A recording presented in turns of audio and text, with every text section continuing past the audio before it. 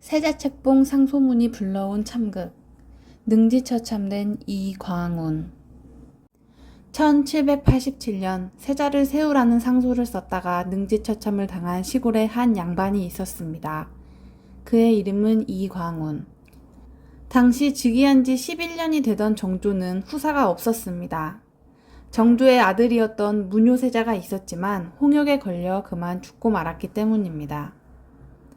정조는 그 당시 30대에 불과했지만 조정에서는 왕위를 이을 세자가 없다는 이유로 여러 차례 혼란이 일어났습니다. 당시 정조의 무한 신뢰를 받던 홍구경은 권력 욕심에 본인의 여동생을 후궁으로 보내 정조와 사돈관계를 맺고 후사 없이 여동생 원빈이 죽게 되자 정조의 조카 이담을 죽은 원빈의 양자로 삼는 등 왕위를 위협하였습니다. 이런 것이 거슬렸던 정조는 결국 홍구경의 모든 직을 빼앗고 역적으로 규정하며 강릉으로 유배를 보내게 됩니다. 이런 분위기였던 터라 왕위를 이을 세자에 대해서는 함부로 말을 할 수 없었던 시기였습니다. 그런데 당시 지방에 살던 이광우는 도성의 분위기를 잘 몰랐던 모양입니다.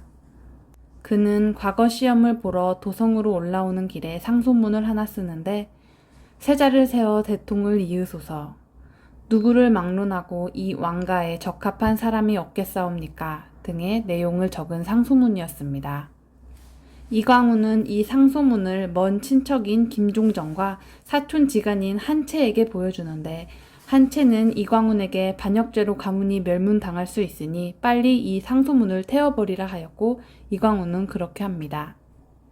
문제는 이미 이 상소문의 내용을 알아버린 김종정이었습니다. 그는 당시 판의금부사였는데 왕에게 이 상소문에 대해 고합니다. 정조는 이광운을 즉시 불러 신문을 하였고 결국 그는 그 사실을 인정하게 됩니다. 결국 이광운은 대역죄인의 신분이 되어 동작진으로 끌려가 능지처참을 당했습니다. 정조실록에는 다음과 같은 내용이 있습니다. 작년 여름 이후에 나라의 형세가 외롭고 위태로웠는데 감히 엿볼 계책을 갖고 흉수를 초출하여 네 글자의 흉악한 말까지 있었다. 중신이 상변하기에 미쳐서 국정에서 초사를 바칠 때에는 감히 위에서라고 운운하였으니 역적 구선복이 아래에서 영무한 것과는 다름이 있다. 상소의 끝부분에서는 입승 대통이라는 말이 있었다고 이미 한채의 공초에서 나왔으니 소초 가운데 이를 쓴 것은 곧 이를 설계한 것이어서 역적 구선복의 두 글자의 흉악한 계획과 하나이면서 둘이요 둘이면서 하나이므로 대역부도가 이것이니 사형에 처하라 하였다. 이광운의 아들도 연좌대로 사형을 당했으며 이광운이 출생하였던 수원은 행정구역 명칭이 부였는데 이광운의 죄로 인해 수연현으로 강등되었습니다.